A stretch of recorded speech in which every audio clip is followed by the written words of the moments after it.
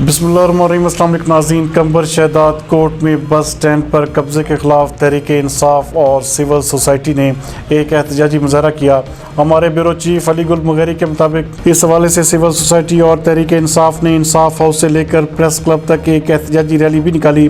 मुजाहरीन ने ज़िला इंतज़ामिया और कब्ज़ा माफिया के ख़िलाफ़ सख्त नारेबाजी की। एहतजाज करने वालों में निसार डेपर, मुश्ताक सरवर, गोपांग, सद्दाम हुसैन और दीगर PTI रहनुमाओं ने एहतजाजी रैली से खिताब करते हुए कहा कि कंबर शहर में कब्ज़ा माफिया का राज कायम हो चुका है, जबकि कंबर शहर में सरकारी तरक्याती काम बंद करवा कर अपनी दहशत फैला रहे हैं।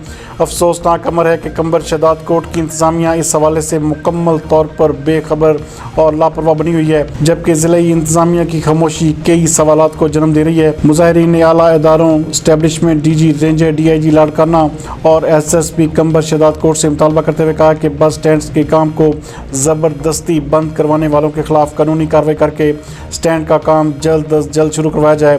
काम में देर करने की सूरत में DC कंबर शहदाद कोर्ट के दफ्तर के सामने एहतजाजी धरना दिया जाएगा।